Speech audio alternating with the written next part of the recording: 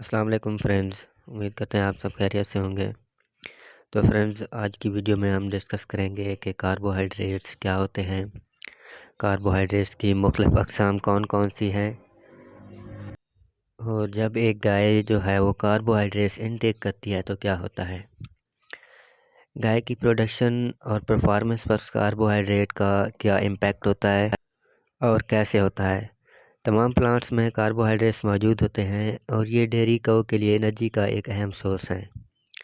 تو ہم دیکھتے ہیں کاربوہائیڈریٹس کی کون سی اقسام ہوتی ہیں۔ دو مین اقسام ہیں: نان اسٹرکچرل کاربوہائیڈریٹس، جس میں اسٹارچ، شوگر ہوتے ہیں، تو اس کے علاوہ اسٹرکچرل کاربوہائیڈریٹس سیلولوز اور ہیمی سیلولوز پر مشتمل ہوتے ہیں۔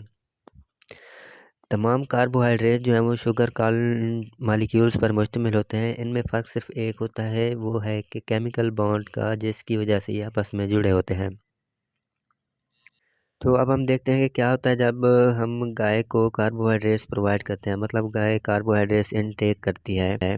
جب ایک گائے خوراک کھاتی ہے جو کہ فارج یا کنسنٹریٹ یعنی ونڈے پر مشتمل ہوتی ہے، تو اس میں ہم کاربوہائیڈریٹس کا جو لیول ہوتا ہے وہ بھی دیکھتے ہیں۔ تو اس خوراک میں موجود کاربوہائیڈریٹس کی توڑ پھوڑ ریومن میں موجود ریومن مائکروبز کی مدد سے ہوتی ہے اور سمپل شوگرز بناتے ہیں، اور یہ مائکروبز جو ہیں اس سمپل شوگرز کو انرجی سورس کے طور پر استعمال کرتے ہیں، اور اس طرح یہ جو ویسٹ پروڈکٹس بناتے ہیں جس کو ہم فاسد مادے بھی کہتے ہیں۔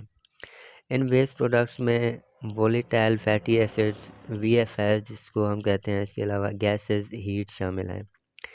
یہ وولیٹائل فیٹی ایسڈ جو ہیں وہ سب سے اہم ویسٹ پروڈکٹ ہیں کیونکہ یہ گائے کو انرجی پرووائڈ کرتے ہیں۔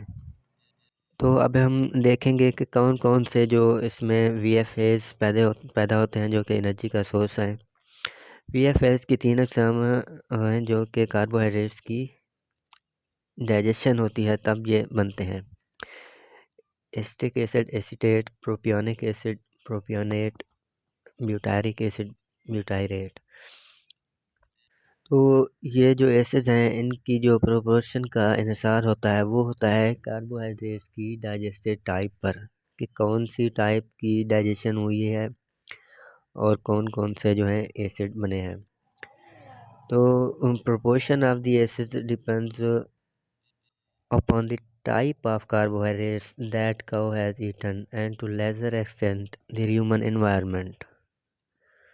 اگر گائے ایسی خوراک کھاتی ہے جو کہ ہائی کاربوہائیڈریٹس ہے، کاربوہائیڈریٹس کی کنسنٹریشن جو ہے مقدار جو ہے زیادہ ہے، جیسا کہ پاسچر، سائلیج، ایسی فیڈ میں اسٹرکچرل کاربوہائیڈریٹس زیادہ مقدار میں موجود ہوتے ہیں جو کہ سیلولوز اور ہیمی سیلولوز ہیں۔ ہیومن مائکروبز ان اسٹرکچرل کاربوہائیڈریٹس کو ڈائجسٹ کرتے ہیں اور کافی مقدار میں ایسیٹیٹ بناتے ہیں۔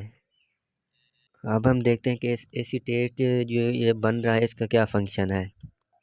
اب یہ ایسیٹیٹ جو ہے وہ ریومن سے ابزارب ہو کر لیور یعنی جگر کی طرف جاتا ہے، جہاں پہ فیٹ سنتھیسس میں جو کہ بلڈنگ بلاکس کے طور پر ایڈ کر رہے ہوتے ہیں۔ اب یہ ایسیٹیٹ فیٹ سنتھیسس میں بلڈنگ بلاک کے طور پر ایڈ کرتا ہے اور لیکٹیٹنگ کاؤز کے میمری گلینڈ میں ملک فیٹ کی پروڈکشن میں رول ادا کرتا ہے، اور گائے کی جو باڈی فیٹ ہے وہ بھی بناتا ہے جو کہ ایڈیپوز ٹیشوز میں بن رہی ہوتی ہے۔ مائکروب جو کہ اسٹرکچرل کاربوہائیڈریٹس کو ڈائجسٹ کر رہے ہوتے ہیں وہ ڈائٹری فیٹ بھی بنا رہے ہوتے ہیں، اور اس کے علاوہ ریومن کا جو انوائرمنٹ ہے اس کو بھی اچھی کنڈیشن میں رکھتے ہیں، مطلب کہ اس کو پی ایچ لیول جو ہے وہ صحیح لیول پہ رکھتے ہیں، پی ایچ کم رکھتے ہیں۔ اگر گائے ایسی خوراک کھاتی ہے جس میں انسیچوریٹڈ فیٹی ایسڈ کا لیول ہائی ہو، جیسا کہ سن فلاور آئل، کینولا آئل، اس سے ریومن پی ایچ لیول کم ہو جاتا ہے اور جو ریومن انوائرمنٹ ہے وہ اسیڈک ہو جاتا ہے۔ تو سٹارچی اور شوگر خوراک کھانے سے مائکروبز کا گروتھ ریٹ جو ہے وہ کم ہو جاتا ہے، یعنی ان کی گروتھ سلو ہوتی ہے، اور اسٹرکچرل کاربوہائیڈریٹ کی ڈائجیشن کا عمل بھی سلو ڈاؤن ہو جائے گا۔ ظاہر ہے جب مائکروبز بھی سلولی گرو کر رہے ہوں گے تو ڈائجیشن کا عمل بھی سلو ہوگا، اور مائکروبز بعض اوقات یہاں پہ ختم ہونے کے چانسز بھی ہوتے ہیں، کیونکہ اندر انوائرمنٹ جو ہے وہ اسٹیک ہوتا ہے۔ اب میکروبس کی تعداد میں کمی ہو رہی ہوتی ہے۔ یہ جو میکروبس ہوتے ہیں یہ فائدہ مند میکروبس ہوتے ہیں، فائدہ مند جراثیم ہوتے ہیں جنہوں نے خوراک کو ہضم کرنا ہوتا ہے۔ اب جیسے یہ ان کی تعداد کم ہوگی، خوراک کی ڈائجیشن بھی کم ہو جائے گی، جس میں اسٹرکچرل کاربوہائیڈریٹس کا لیول ہائی ہوتا ہے جیسا کہ پاسچر، جس کی وجہ سے جانور کا انٹیک اور پرفارمنس بہت زیادہ متاثر ہوتی ہے۔ پرفارمنس سے مطلب ہم یہ لے سکتے ہیں کہ جو ملک پروڈکشن ہے وہ متاثر ہوتی ہے، اس کے علاوہ جانور کی صحت کا جو سٹیٹس ہے وہ بھی ڈاؤن ہو جاتا ہے۔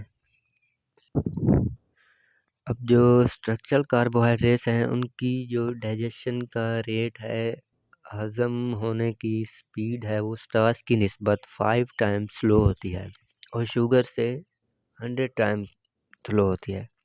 تاہم ایسے اسٹرکچرل کاربوہائیڈریٹس جو کہ ہائی کوالٹی پاسچر میں پائے جاتے ہیں، ان کا ڈائجیشن ریٹ سٹارچ کی ڈائجیشن ریٹ کی طرح ہی ہوتا ہے، لیکن اگر پاسچر کی کوالٹی پور مینجمنٹ ہے، پاسچر کی پور کوالٹی اس کی پور مینجمنٹ کی وجہ سے ہوتی ہے، تو اس میں لگنن پروڈیوس ہوتا ہے، اور لگنن جب اسٹرکچرل کاربوہائیڈریٹس کے ساتھ جڑتا ہے تو یہ ساخت ہو جاتے ہیں اور ان کی ڈائجیشن بھی ڈیفیکلٹ ہو جاتی ہے۔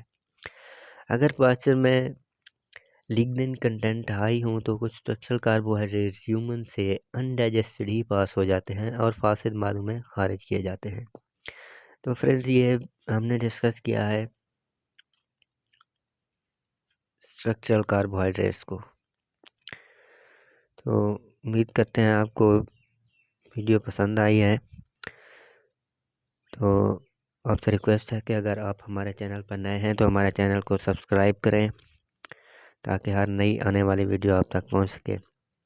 اب ہم بات کرتے ہیں نان اسٹرکچرل کاربوہائیڈریٹس کی۔ جب گائے نان اسٹرکچرل کاربوہائیڈریٹس کی مقدار زیادہ انٹیک کرتی ہے، زیادہ لے لیتی ہے، جو کہ شوگر اور سٹارچ ہیں، فیڈ جس میں شوگر کی مقدار زیادہ ہوتی ہے جیسا کہ ملاسس، فوڈر، بیٹ شامل ہیں، سٹارچ، بارلے، ویٹ، میکروب جو کہ سٹارچ کو ڈائجسٹ کرتے ہیں، اسٹرکچرل کاربوہائیڈریٹ سے مختلف ہوتے ہیں۔ اسٹرکچرل کاربوہائیڈریٹس اور نان اسٹرکچرل کاربوہائیڈریٹس کی ڈائجیشن میں رول ادا کرنے والے میکروب ایک دوسرے سے مختلف ہوتے ہیں۔ اب اسٹرکچرل کاربوہائیڈریٹس کی ڈائجیشن میں جو میکروبس تھے وہ بنا رہے تھے ایسیٹیٹ، اب یہاں پہ جو ہیں وہ بنا رہے ہیں پروپیونیٹ۔ پروپیونیٹ جو ہے ریومن میں بننے کے بعد لیور میں ٹرانسفر ہوتا ہے جہاں پہ گلوکوز بناتا ہے، مطلب گلوکوز میں کنورٹ ہو جاتا ہے۔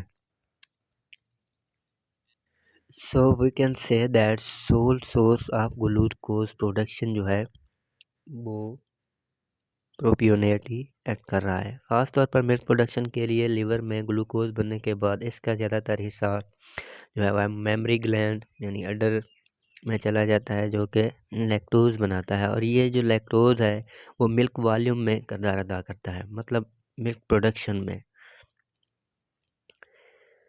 ایک اور چیز جو ہم دیکھتے ہیں وہ یہ ہے کہ انکریز گلوکوز پروڈکشن کے ساتھ ساتھ انسولین جو ہے وہ بھی انکریز ہو رہی ہوتی ہے، اس کے ساتھ ساتھ امینو ایسڈ کی انٹیک بھی بڑھتی ہے، اور میمری گلینڈ میں امینو ایسڈ بڑھ جاتے ہیں جو کہ ملک پروڈکشن میں اضافہ کرتے ہیں اور ملک پروٹین میں بھی اضافہ کرتے ہیں۔ ایسی خوراک جو ہائی ان سٹارچ ہو جیسے کہ سیریل کنٹینٹ ہیں، ایسی خوراک سے ملک پروٹین اور ملک پروڈکشن میں اضافہ ہوتا ہے، مطلب اچھی پروڈکشن ملتی ہے۔ اگر ایسی خوراک جس میں سٹارچ کا لیول زیادہ ہو تو اس میں لیکٹک ایسڈ بھی بنتا ہے، تو پروپیونیٹ، لیکٹک ایسڈ انجن کی وجہ سے جو پی ایچ ہے وہ ریڈیوس ہو جائے گی، جو کہ ہیومن مائکروبس کے لیے خطرناک صورتحال ہے، جو اس میں سروائیو نہیں کر سکتے۔ اس کے علاوہ سٹارچ ڈائجسٹنگ مائکروب جو ہیں وہ لو پی ایچ سے سینسٹیو نہیں ہوتے، مطلب کہ لو پی ایچ ان کے لیے کسی قسم کا خطرہ نہیں ہے۔ نتیجتاً سٹارچی خوراک سے ریومن میں مائکروبس کی تعداد بڑھتی ہے اور یہ مسلسل ریومن پی ایچ کو کم کرتے رہتے ہیں، جو کہ ریومن ایسیڈوسس کا باعث بنتی ہے۔ تو ریومن ایسیڈوسس بھی ایک کنڈیشن ہے جس کو ہم آگے چل کے ڈسکس کریں گے کسی اور ویڈیو میں۔ تو کچھ سٹارچز جو کہ ریومن میں ہضم نہیں ہو رہے تھے وہ سمال انٹسٹائن میں چلے جاتے ہیں، ود آؤٹ بینگ ڈائجسٹڈ، جہاں سے بہت کم سٹارچ ہضم ہوتے ہیں، and contribute in glucose pool in liver, اور ریمیننگ جو انڈائجسٹڈ اسٹرکچر کاربوہائیڈریٹس کی طرح فاسد مادوں میں خارج کیے جاتے ہیں۔ آخر کار جو مائکروبز ہے جو کہ سالوبل شوگرز کی فرمنٹیشن کرتے ہیں، جیسا کہ مولیسس، سیم انہی کی طرح ہوتے ہیں جو کہ سٹارچ کو ڈائجسٹ کرتے ہیں۔ تاہم عام طور پر یہ خوراک تیزی سے ہضم ہوتی ہے اور کم مسائل کا باعث بنتی ہے۔ شوگر کے ہضم ہونے کے نتیجے میں جو پروپیونیٹ، بیوٹاریٹ یہ بنتے ہیں، وہ اس پروپیونیٹ سے طرح مختلف ہوتے ہیں جو کہ ریومن وال میں اس کی ابزارپشن ہوتی ہے، تو یہ بیٹا ہائیڈروکسی بیوٹاریٹ BHB بناتے میں ہیں، تو اس میں BHB میں کنورٹ ہو کے لیور میں چلا جاتے ہیں۔ BHB بطور کیٹون باڈی بنتا ہے۔ جب جانور نیگیٹو انرجی بیلنس میں باڈی فیٹ کو یوٹیلائز کرنا شروع کرتا ہے، تو اس میں ہم آپ کو کچھ تصاویر بھی دکھا رہے ہیں۔ نیگیٹو انرجی بیلنس میں یوٹیلائز ہونا شروع ہوتا ہے، اور یہ کیٹون ڈیری کو میں بطور انرجی سورس استعمال کرتی ہے۔ یہ ketone ایڈیپوز tissues, memory gland, fat synthesis کے لیے استعمال ہوتی ہے۔ تو فرینڈز، آپ سے ریکویسٹ ہے کہ اگر ویڈیو آپ کو اچھی لگے تو لائک اور شیئر بھی کیجیے گا۔ Thank you so much.